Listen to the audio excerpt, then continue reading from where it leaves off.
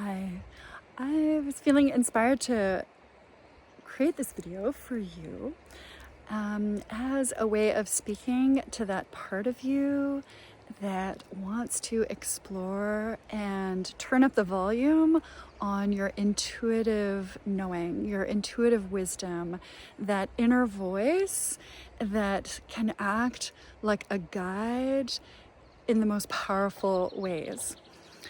I was talking with somebody about some of the work that I do with people, and while I have a vast amount of knowledge in the realms of health and wellness, and especially being able to tune in to the messages that the body is sending and how to decode and decipher those messages, and to be able to act in alignment within our body, as well as acting in alignment with our life in general, being able to, move forward in a way that feels doable and that feels like it brings joy and ease, which might not always be easy, balance, all those good things, harmony within ourselves as well as with other people.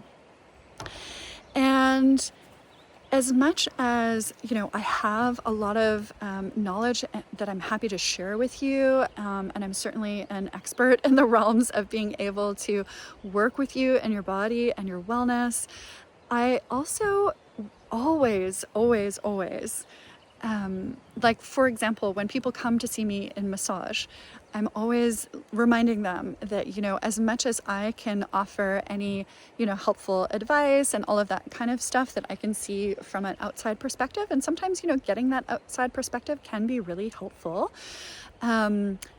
Ultimately, your body knows best. And I believe that's true for all of us, that we can gather information from outside sources, and ultimately there is a place within each of us that knows what's best.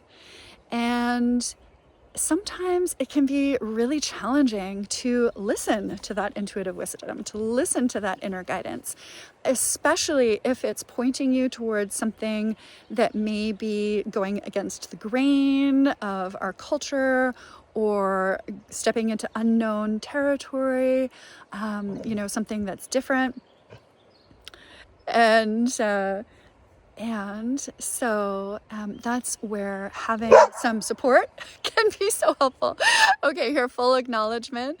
I'm on my lunch break here outside in my backyard. It is such a beautiful day, hanging out with the roses and Juniper. Could you see her there? I hope you could. She is so eager for me to keep throwing this ball. So here we are, just in a little bit of real time, keeping it real. And so, okay. So just coming back to, the difference when we are acting out of alignment with our intuition, it can feel so yucky, for lack of a better word. It can feel like it can build up so much tension in the body. It can actually result in quite a bit of imbalance within the body as well. It can show up in confrontations with our partners. It can show up with doing all sorts of things that we later regret, when we're like, I knew that wasn't going to turn out. Why did I go down that road anyway?